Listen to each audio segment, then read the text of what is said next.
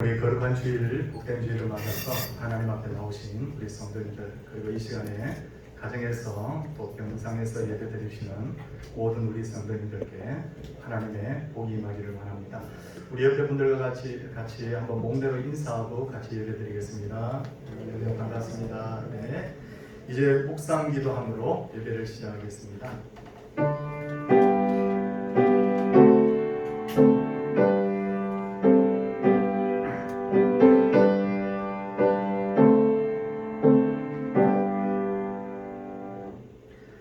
하나님은 영이시니 예배하는 자가 영과 진리로 예배할지니라. 아멘. 사도신경을 펴시기 바랍니다. 함께 신앙 고백을 하도록 하겠습니다. 나는 전능하신 아버지 하나님 천지의 창조주를 믿습니다. 나는 그의 유일하신 아들 우리 주 예수 그리스도를 믿습니다. 그는 성령으로 잉태되어 동정녀 마리아에게서 나시고 본디오 빌라도에게 고난을 받아 십자가에 못 박혀 죽으시고 장사된 지 사흘 만에 죽은 자 가운데서 다시 살아나셨으며 하늘에 오르시어 전능하신 아버지 하나님 우편에 앉아 계시다가 거기로부터 살아있는 자와 죽은 자를 심판하러 오십니다. 나는 성령을 믿으며 거룩한 공교회와 성도의 교제와 죄를 용서받는 것과 몸의 부활과 영생을 믿습니다. 아멘. 찬송 88장입니다. 88장.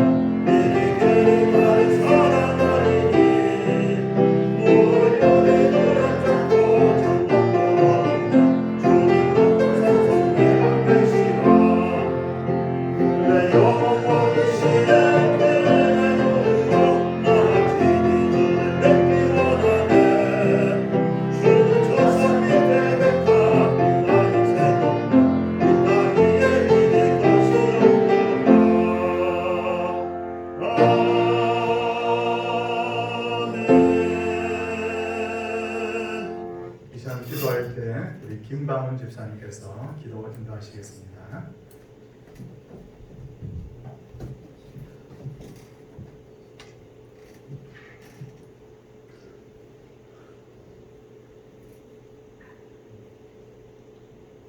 하나님이 어찌 정의를 굳게 하시겠으며 전능하신 이가 어찌 공의를 굳게 하시겠는가.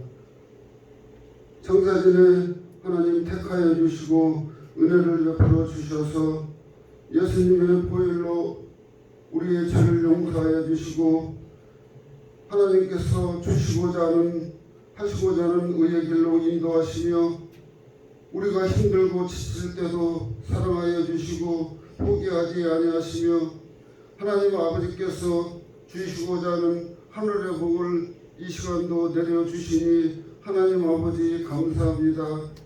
하나님이십니다. 아버지 하나님은 하나님이십니다. 세상의 재앙도 하나님의 영광과 우리의 죄악으로 인하여오니 하나님의 사랑의 회치림에 누가 거역하겠습니까? 다만 아버지 하나님 죄인이오니 우리가 회개하오니 우리 하나님께서 용서하여 주시고 하나님 불쌍히 여겨주시기를 간절히 빌고 원합니다. 하나님 교회 지지자들을 하나님 말씀과 성령으로 붙잡아 주시고 한국교회를 아버지 보게 하시고 하나님의 음성을 들려주셔서 하나님께서 원하시는 본질의 뜻을 이루게 하시고 아버지 은혜를 베풀어 주옵소서. 하나님 아버지 어찌 세상의 것으로 힘과 권력과 재물로 하나님을 섬기겠습니까? 오직 하늘로부터 아버지 내려오는 아버지는 예수님의 이름으로 아버지 교회를 섬기기를 원합니다. 세상의 간섭을 따라 아버지 섬기지 아니하고 하나님의 놀라운 사랑과 믿음으로 서기를 원합니다. 세상이 더 힘들어질지라도 오직 믿음으로 승리할 수 있도록 은혜와 자비를 베풀어 주옵소서. 믿음의 자녀들을 위해 기도합니다. 사람의 욕심으로 죄를 지어 영분별 없이 살게 되어집니다. 그러나 자녀들에게는 하나님의 말씀과 성령으로 하나님의 뜻을 바로 깨닫고 지으신 이의 뜻에 순종하며 살게 하여 주시기를 간절히 빌고 원합니다. 오늘도 동산교회 섬기는 우리 목사님, 장로님, 사랑하는 아버지 성도님들 말씀과 사랑으로 기억하여 주시고 성령과 은혜로 사랑하여 주셔서 날마다 위로 하나님께 아버지 밑에 교회를 섬기면서 아버지 본을 보이면서 아버지 하나님 믿음을 따라 아버지 충성할 수 있도록 복을 내려 주옵소서. 감사드리오며 예수님의 이름으로 기도합니다. 아멘.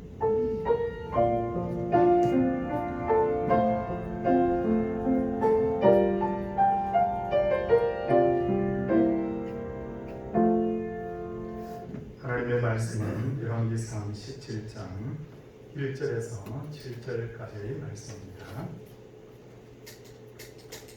열왕기상 17장 1절에서 7절 말씀.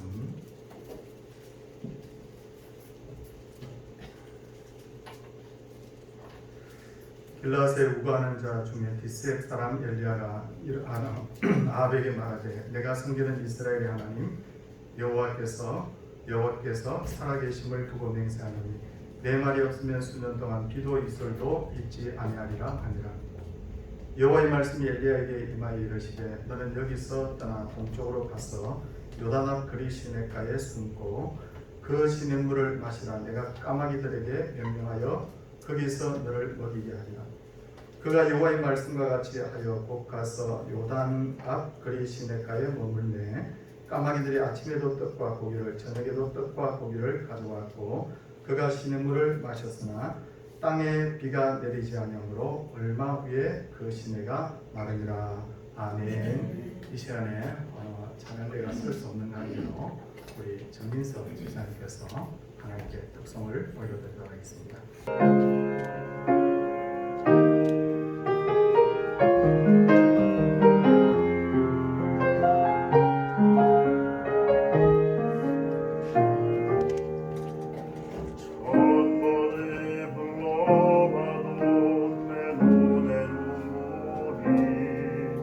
멈추지 않는 것은 십자가의 사랑 나를 살리려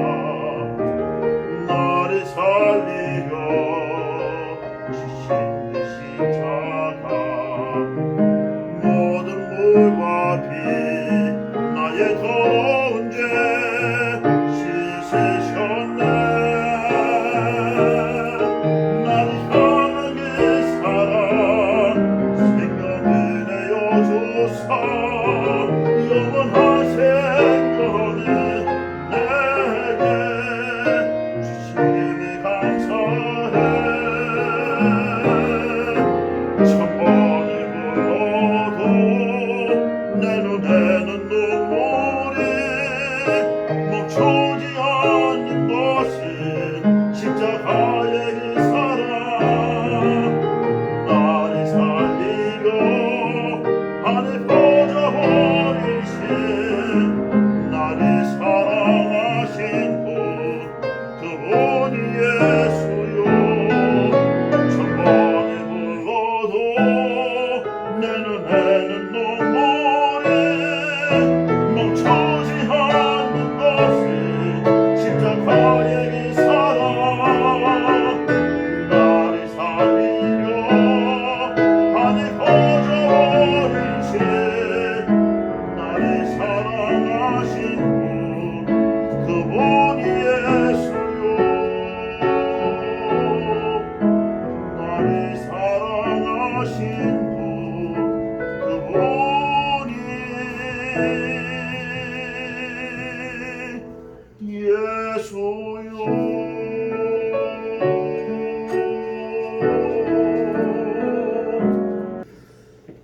예수님께서 베드로와 요한과 야고보를 데리시고 변화한 산에서 올라가셔서 변화되사 그 얼굴이 해같이 빛나고 옷이 빛과 같이 휘어졌을 때 예수님 옆에 나타난 두 인물이 있었는데 바로 모세와 엘리야가 나타났습니다.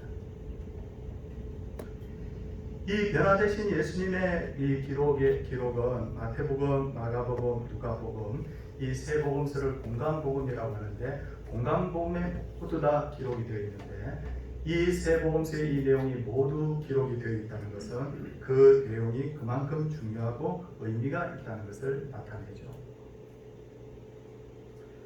그런데 왜 변형되신 예수님 옆에 모세와 엘리야가 나타난 것일까요? 그 이유는 모세는 율법을 상징하는 인물. 성경에 그렇게 되어 있습니다. 율법은 모세까지라고 분명히 설명이 되어 있고요. 엘리야는 선지자를 대표하는 인물이었기 때문입니다. 그만큼 엘리야는 모세와 더불어서 최고 중에서도 최고의 사람이었습니다. 그러므로 우리는 이런 상상을 합니다. 엘리야는 우리하고는 근본적으로 뭐가 좀 다른 사람 아니었을까? 그것도 아니면 엘리야는 우리는 막 간절히 기도해야 되는데 엘리야는 그렇지 않고 기도할 폼만 잡아도 하나님께서 응답해 주시는 사람 아니었을까? 아니면 엘리야는 우리가 직접 본 적은 없지만 보면 엘리야는 정말 생김새조차도 우리하고는 근본 다른 사람 아니었을까? 우리는 충분히 이런 상상을 할 수가 있습니다. 왜냐하면 엘리야는 너무도 대단한 사람이기 때문이에요. 근데 야고보서 5장 17절을 보면 우리의 생각과는 달리 엘리야는 우리와 성정이 같은 사람이다 라고 그렇게 기록되어 있습니다. 성정이 같다 이 말은 헬라로 호모요파데스라고 하는데 무엇과 닮았다라는 호모이오스라는 단어와 고난이라는 파도스가 결합된 단어가 바로 호모이오파데스라는 바로 이 성정이 같다라는 단어예요. 그러니까 어떤 뜻이냐면 엘리야는 우리와 성정이 같다고 하는 것은 모든 면에서 우리와 닮은 존재다라는 뜻이며 동시에 우리처럼 고통과 괴로움을 겪는 사람이다라는 그런 뜻입니다. 다시 말해서 우리하고 엘리야하고 다른 것이 없다는 거예요. 그런데도 그가 말씀을 선포하자 온 이스라엘 땅에 3년 6개월간 비가 내리지 않았고 다시 기도하자 비가 내리는가 하면 기도로서 하늘에서 불을 끌어내리기도 합니다. 그런데도 그가 말씀을 선포하자 온 이스라엘에서 비가 내리지 않았고 다시 기도하자 비가 내리는가 하면 기도로서 하늘에서 불을 끌어내리기도 했다라는 것을 보면서 우리들이 뭐라고 생각하는데 나도 바로 엘리야처럼 되고 싶다라는 생각을 한다는 거예요. 그렇다면 우리와 성정이 같은, 다시 말해서 우리와 다를 것이 없는 엘리야가 어떻게 그렇게 위대한 인물이 될 수 있었을까? 그 이유는 바로 하나님의 훈련 방법 때문이었어요. 그래서 오늘은 하나님의 이 신앙 교육 방법에 대해서 오늘 말씀을 드리려고 하는데, 첫째로 하나님께서는 엘리야를 한 발짝 한 발짝 순종의 걸음으로 그를 훈련을 시키셨어요.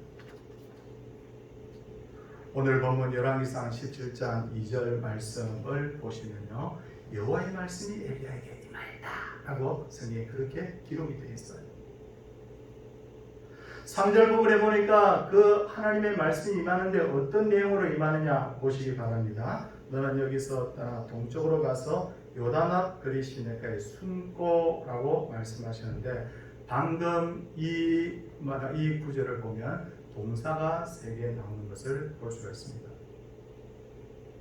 눈을 크게 뜨고 한번 보시기 바랍니다. 첫째는 떠나라는 동사죠. 두 번째는 뭐냐면 가서라는 동사죠. 세 번째는 뭐냐면 숨고라는 동사랍니다. 하나님으로부터 이 말씀을 받은 엘리야가 있었던 곳이 어디냐면 북이스라엘의 수도 사마리아였어요. 어느 나라나 마찬가지지만 수도는 그 나라에서 가장 번성하고 편리한 도시입니다. 더군다나 엘리야는 이스라엘의 왕과 마주해서 대화할 수 있을 정도의 영향력을 가진 사람이었어요. 그런데 하나님께서 어떻게 말씀합니까? 첫 번째 단어가 뭡니까? 떠나, 그곳을 떠나라는 거예요. 그리고 동쪽으로 가라 그렇게 말합니다. 동쪽으로 가라. 사마리아의 동쪽은 사람이 거의 살지 않는 그런 땅이에요. 제가 버스를 타고 사마리아 지역을 휙 스치고 지나가면서 동쪽을 휙 바라봤습니다. 근데 제가 그때 가진 인상은 뭐냐면, 야, 저런 곳에서도 사람이 살 수 있을까? 그 생각했어요. 제가 그 그리 시내가까지 가가지고 밟아보지는 않았지만, 직접 가서 눈으로 확인해 보지 않았지만, 멀리서 본 결과는, 야, 저기도 사람이 살 수 있을까? 그 생각을 했던 그런 곳입니다. 그런데 하나님께서는 그곳에 가라 그렇게 말합니다. 그러면 그 황무지 같은 동쪽으로 와서 무엇을 하라는 것일까요? 세 번째 단어가 요단 앞 그리 시내가에 숨어라, 숨고라는 바로 단어입니다. 우리식으로 표현하면 엘리야는 서울에서 잘 나가는 사람, 대통령하고도 수시로 만날 수 있는 영향력을 가진 사람입니다. 그런데 하나님께서 뭐라고 말씀하십니까? 너 서울 떠나서 저 사람 살지는 무인도에 가, 혹은 저 사람 살지는 민통선 그 중에서도 산골짜기로 가, 그렇게 말씀하신 거예요. 그런데도 엘리야는 하나님의 명령에 순종하여 사마리아를 떠나서 실제로 그리 시내가에 가서 숨었습니다. 그렇다면 하나님께서는 왜 엘리야에게 이런 명령을 내리신 걸까요? 하나님께서 엘리야에게 한 걸음씩 한 걸음씩 가는지 떠나는지 아닌지, 가는지 안 가는지, 숨는지 안 숨는지 한 발짝 한 발짝 그에게 순종 훈련을 시키신 것입니다. 이 방법은 아브라함에게도 그대로 적용이 되는데, 창세기 12장을 보면 하나님께서 아브라함에게 뭐라고 말씀하시죠? 너는 너의 고향과 친척과 아버지 집을 떠나, 먼저 떠나라는 거죠. 그 다음에 어떻게 합니까? 내가 내게 보여줄 쪽으로 가라, 가라는 거예요. 여기도 보니까 동사가 두 가지가 나옵니다. 떠나라, 그리고 가라. 하나님의 명령을 받은 아브라함이 어떻게 합니까? 창세기 12장 4절을 보니까 이 아브라함이 여호와의 말씀을 따라갔고 라고 그렇게 되어 있어요. 그 결과 어떻게 됩니까? 하나님께서 창세기 12장 7절을 보니까 아브라함에게 나타나 이르시되 내가 이 땅을 내 자손에게 주리라. 그렇게 해서 큰 땅과 큰 민족을 얻게 되는 거예요. 처음부터 하나님께서 아브라함에게 구체적으로 가나안 땅을 줄 것이다 그렇게 말씀하지 않았습니다. 뭘 줄 건지 미리 말씀하지 않았다는 거예요. 아무 그림도 보여주지 않고는 그냥, 야, 너 고향 친척 아버지 집 떠나라. 그리고 내가 가나안 땅 줄게, 어떤 땅 줄게, 그 땅은 이런 땅이야, 그렇게 말씀하시는 것이 아니라 내가 내게 보여줄 땅으로 너는 가라, 그렇게 말씀하셨습니다. 그런데도 아브라함이 순종함으로 그렇게 큰 민족과 땅을 얻게 된 것이죠. 엘리야의 경우도 마찬가지입니다. 하나님께서 엘리야에게 장차 어떤 일을 할 건지 구체적으로 설명한 게 없어요. 너는 앞으로 이런 선지자가 될 거야. 너는 앞으로 나는 너를 통해 앞으로 이런 위대한 일을 이루게 될 거야. 말씀한 게 없죠. 그냥 너는 여기서 떠나라. 그리고 동쪽으로 가라. 그리고 요단 앞 그리 시내가에 숨어라. 그리고 엘리야는 하나님의 말씀대로 사마리아를 떠나서 동쪽 그리 시내가에 가서 숨었어요. 하나님의 말씀대로 동쪽으로 가는 엘리야의 마음이 상당히 불안했을 것으로 생각됩니다. 왜냐하면 엘리야쯤 되면 그렇지 않았겠다 생각하면 안 됩니다. 성경이 말하고 있어요. 엘리야는 우리와 성경이 같은 사람입니다. 그러나 그는 모든 운명을 하나님께 맡기고 하나님의 말씀에 절대적으로 순종합니다. 그러자 하나님께서 그를 위하여 그렇게 심한 가뭄에도 시냇물을 준비해 주셨고 까마귀를 통해서 먹을 것을 공급해 주셨습니다. 이것이 바로 하나님께서 사람을 훈련시키시는 방법입니다. 그런데 우리는 하나님에 대한 믿음이 부족하기 때문에 내 눈으로 확인하기 전까지는 순종하지 않아요. 예를 들어서 하나님께서 우리에게 뭐라고 말씀합니까? 마태복음 6장을 보면 성경이 이렇게 말합니다. 무엇을 먹을까, 무엇을 마실까, 무엇을 입을까 하지 말라. 너희는 먼저 그의 나라와 그의 의를 구하라. 그리하면 이 모든 것을 너희에게 더하시리라. 그리므로 내일 일을 위하여 염려하지 말라. 성도님들, 우리 보면 뭘 먹을까, 뭘 마실까, 뭘 입을까 걱정하지 말라는 거예요. 그냥 우리에게 주어진 대로 최선을 다해서 그냥 살고 결과를 하나님께 맡기면 됩니다. 그런데 대부분 사람들은 그렇게 살지 않아요. 우리가 걱정하는 90% 이상의 걱정이 뭡니까? 왜 이렇게 요즘 내가 신앙이 왜 이렇게 식었지? 왜 이렇게 내가 요즘 성경을 안 읽지? 왜 우리나라가 통일이 돼야 되는데 왜 통일이 빨리 안 되는 거지? 그게 아니죠. 90% 이상이 뭡니까? 무엇을 먹을까? 무엇을 마실까? 무엇을 입을까에 대한 걱정이에요. 왜 하나님의 나라가 빨리 이 땅에 충만하게 임해야 되는데 왜 임하지 않는 거지? 저 사람 왜 예수 믿어야 되는데 왜 예수 안 믿는 거지? 그게 아니라 매일매일의 걱정이 뭐냐면 아침부터 저녁까지 하는 걱정이 뭐냐면 뭘 먹지? 뭘 입지? 뭘 마시지? 돈 어떻게 벌어서 생활하지? 맨날 우리가 그렇게 걱정하고 염려하고 있다는 거예요. 어렸을 때 시골 큰 댁에 가면 그 마을 인근 마을에 다 친척들이 함께 이렇게 살고 있었어요.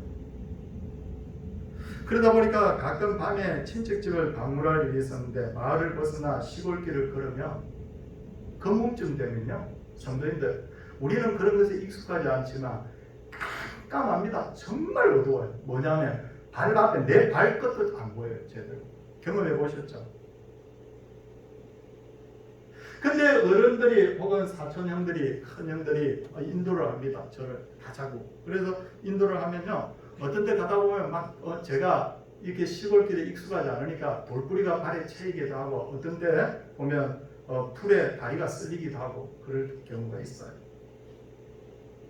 근데 뒤를 졸졸 따라가다 보면 그냥 안전하게 친척집에 도착해 있어요.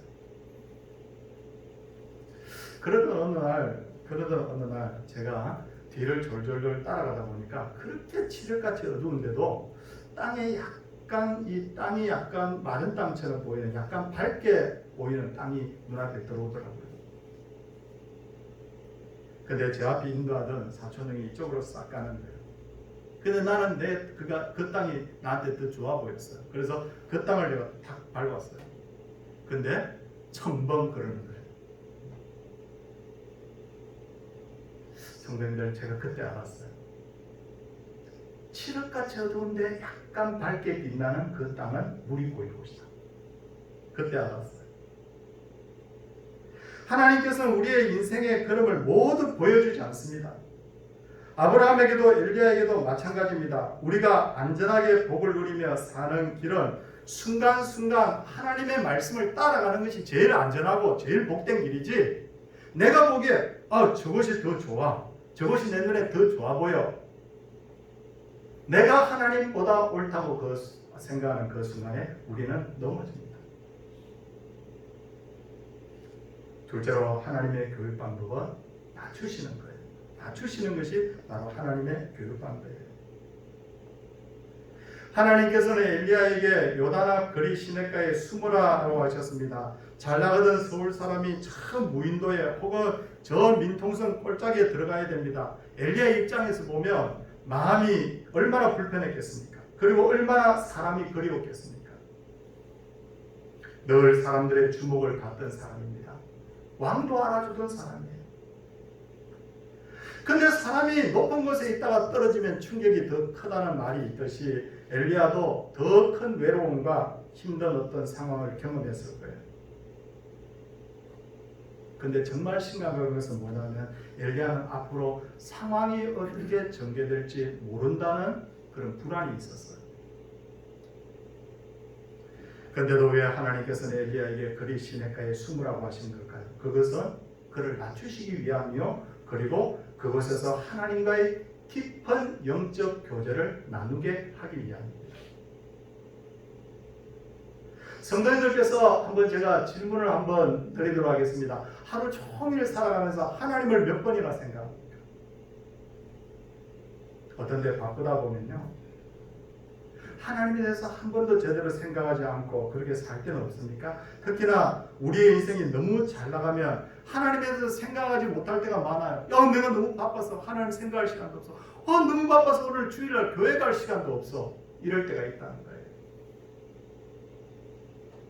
그럴 때 하나님께서 우리를 아무도 없는 거리 시냇가로 보낼 때가 있습니다. 사업이 너무 바빠서, 돈 벌기 바빠서 하나님 찾을 시간 없는데, 근데 하나님께서 어느 날 사업을 힘들게 해요. 어떤 때 잘 나가던 사람이 갑자기 병을 얻어서 아무것도 못하게 하실 때도 있어요. 그게 내 거리 시냇가예요. 아니면 내가 제일 아끼고 의지하던 사람을 하나님께서 빼앗아 가실 때도 있습니다. 거기가 바로 나의 거리 시냇가예요.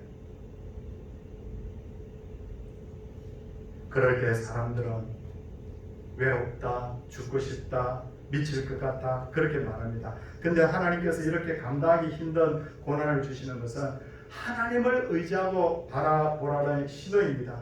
거리 시냇가에서 하나님을 새롭게 만나는 사람만이 더 위대한 그런 영적 경험을 할 수 있다는 거예요. 성도님들, 성경을 보면요, 예수님께서 말씀을 막 전하시고 기적을 막 베풀자 사람들이 반응이 뭐냐면 예수님을 잡아다가 왕을 삼으려고 했다. 성경이 그렇게 돼 있어요. 성경 읽어보셨죠? 예수님 같은 분이 우리 왕 되어주면 얼마나 좋겠어. 우리 왕 되어주세요. 억지로 막 예수님을 잡아가지고 왕을 만들려고 했어요. 그럴 때 예수님께서 어떻게 하셨습니까? 한적한 곳으로 가셨다. 그리고 그곳에서 하나님을 만나셨다. 거리 시냇가가 있어야 돼요. 예수님 다음으로 위대한 평가를 받는 바울 사도는 다메섹 가는 길에 예수님을 만난 후에 어떻게 합니까? 성경을 보면 그냥 바로 그냥 복음 전하러 막 간 걸로 그렇게 사도행전에 기록되어 있지만 뒤에 서신서들을 다시 살펴보면 그렇지 않아요. 어떻게 되어 있습니까? 3년간 아라바 사막에 가서 하나님을 경험하는 그런 경험을 했다는 거예요. 예수님 만났습니다. 그리고는 바로 아라바 사막으로 가서 3년 동안 계속 하나님의 말씀을 묵상하며 기도하면서 하나님을 경험했던 거예요. 그게 바로 바울 사도를 평생 꺼지지 않는 복음의 불로 살도록 만든 거예요. 혹시 살다가 생각지 않는 어려움 당할 수 있죠. 저도 이렇게 살아보니까 내가 이제 좀 잘 나가나 보다, 내가 좀 잘 되나 보다, 야 으쌰으쌰 뭐 이럴 때 하나님 저를 그리 시내가에 보낼 때가 있더라고요. 성도들도 마찬가지죠. 어려운 일을 막 당하고 하나님이 없나 보다, 하나님이 날 사랑하지 않나 보다, 그러면 안 됩니다. 어떻게 생각이 됩니까? 여기가 바로 하나님께서 나를 만나려고 하는 바로 그리 시내가입니다. 성도들, 우리 함께 그렇게 생각할 수 있기를 바랍니다. 신명기 8장 16절을 보면 하나님께서 어떻게 말씀합니까? 내 조상들도 알지 못하던 만나를 광야에서 먹이셨나니 이는 다 너를 낮추시며 너를 시험하사 마침내 내게 복을 주려 하십니다.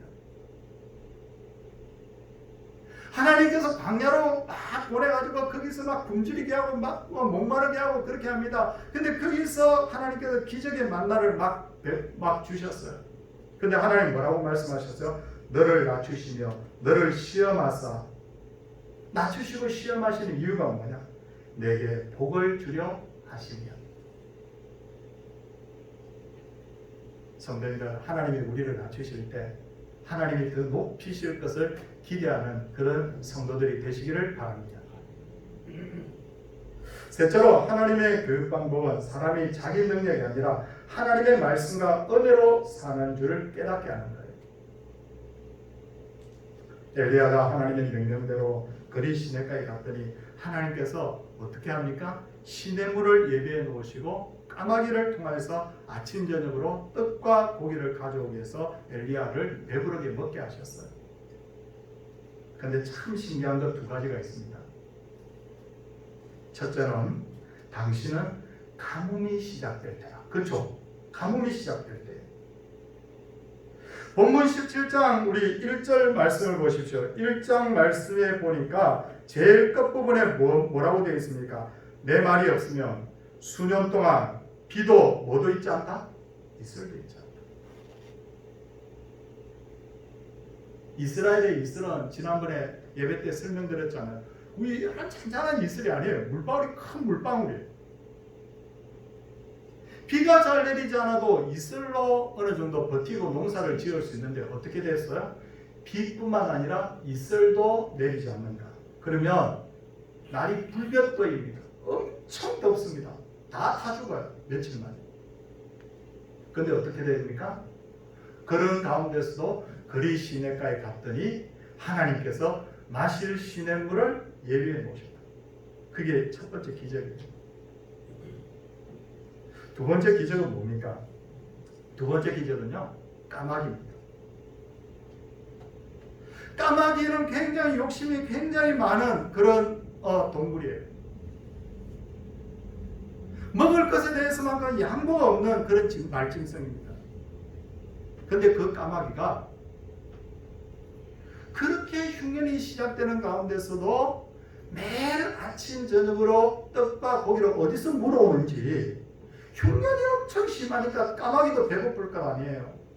그런데도 욕심 많은 그 까마귀가 매일 아침 저녁으로 엘리야에게 먹을 것을 가져다 준 것이 두 번째 기적이에요. 그렇다면 왜 이런 기적을 베풀었을까? 바로 광야에서 만나를 내리시던 하나님께서 엘리야에게 이 기적을 베푼 거예요. 마태복음 4장 4절을 보면 예수님께서 이렇게 말씀하셨습니다. 사람이 떡으로만 살 것이 아니요 하나님의 입으로부터 나오는 모든 말씀으로 살 것이니라. 근데 이건 예수님이 처음으로 하신 말씀은 아니고요. 신명기 8장 3절 말씀을 예수님께서 인용하셨어요. 신명기 8장 3절 제가 읽겠습니다. 만나를 내게 먹이신 것은 사람이 떡으로만 사는 것이 아니요 여호와의 입에서 나오는 모든 말씀으로 사는 줄을 내게 알게 하려 하십니다. 결국 만나의 기적을 베푼 것도 그 의미가 뭐냐면 사람이 하나님의 말씀으로 산다는 것을 사람들과 경험하게 하기 위해서였어요. 마찬가지로 하나님 이렇게 가뭄이 시작되는데 마시는 물이 있어요. 이렇게 가뭄이 시작되는데 까마귀가 먹을 것을 맨날 공급해 줍니다. 어떻게 된 일입니까? 하나님의 말씀으로 내가 사는 거야. 하나님께서 이 말씀을 하고 싶으셨던 거죠. 사랑하는 성도님들, 하나님은 우리를 하루하루 입히시고 먹이시는 농부요 목자이십니다. 하나님의 교육 방법을 잘 이해하고 이 원리대로 순종하며 복을 받을 줄 믿습니다. 그리고 또 하나는요, 우리 주일학교 선생님들 수고 많으시죠. 오늘 사실은 주일학교가 스승의 주일이에요. 근데 우리 주일학교 선생님들도 어린아이들을 바라볼 때 저는 그렇게 했으면 좋겠어요. 하나님의 방법을 하는 거예요. 떠나, 가라, 머물라, 살살살살. 아이들 나이가 막 이런저런 여러 가지 일들을 겪게 하죠. 좋은 일도 있지만 때로는 애들이 사고를 치고 힘들게 할 때도 있는데, 그때도 뭐예요? 그 경험을 통해서 내가 하나님 은혜로 사는 것이구나, 그렇게 깨닫게 해주는 거예요. 사랑하는 성도인들, 하나님이 우리를 기르시는 방법대로 우리도 자녀들을 기르고 또 주일학교 학생들을 잘 돌보는 그런 교사들이 되기를 바랍니다. 혹시 살다가 지금 어려움 겪고 있는 분 계십니까? 낮추시는 이유는 뭐냐면 높이시기 위함이다. 하나님이 일하시는 것을 기대하는 그런 성도들, 복 있는 성도들 되시기를 주의 이름으로 축원을 드립니다. 함께 우리 찬송하도록 하겠습니다. 찬송은 384장입니다.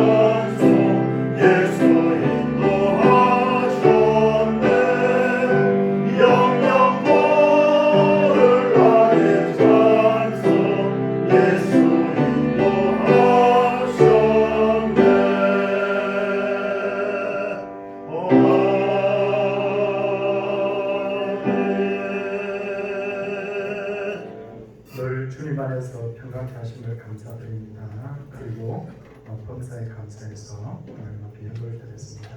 손을 모으고 기도하겠습니다. 주님 감사합니다. 하나님께서 우리의 수준을 잘 아시기에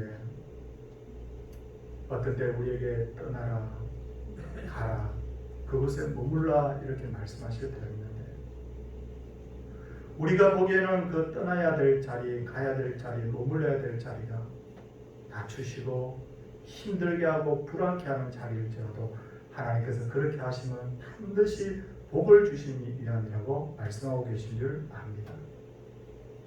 사람 생각이 아니라 하나님의 말씀대로 사는 것이 복인 줄 알고, 사람이 자기 어떤 생각대로 살아서 복 받는 것이 아니라 하나님의 말씀이 마침내 복이 되는 줄 알고 우리가 이 말씀에 순종하며 살아가게 하여 주옵소서. 오늘도 가난하고 병든 자들을 위하여 하나님 앞에 기도합니다. 병석에 누워있는 우리 권사님들, 우리 집사님들을 하나님 긍휼히 여겨 주시옵시고, 하나님 이분들이 꼭 병상을 떨치고 일어나도록 역사하여 주옵소서. 동시에 하나님 앞에 기도합니다. 우리의 아들, 딸들 참 어려운 시대를 만났습니다. 영적으로 혼란한 시대입니다.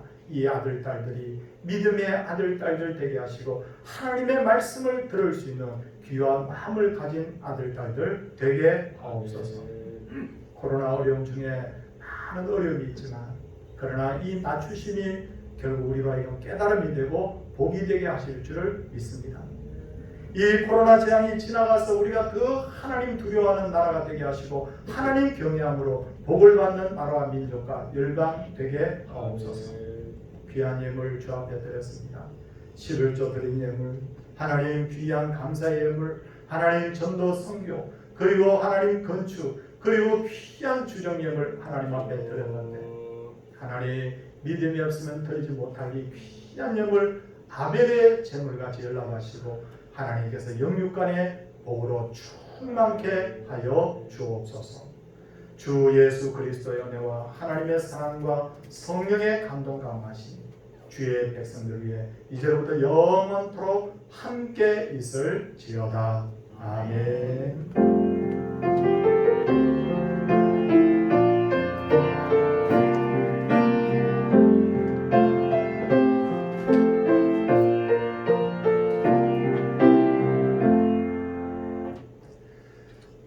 성도님들께 하나님의 복이 있기를 원하고 가정에서 예배 드리는 분들도 이 시간 큰 여호와 경외하는 그런 백성으로 살기를 바랍니다. 우리 옆에 분들과 한번 인사하도록 하겠습니다. 우리 끝까지 건강관리 잘 해주시고요. 우리 코로나 지나가서 마음껏 편하게 예배 드릴 수 있는 그날이 오기를 바랍니다. 인사드리도록 하겠습니다. 할렐루야.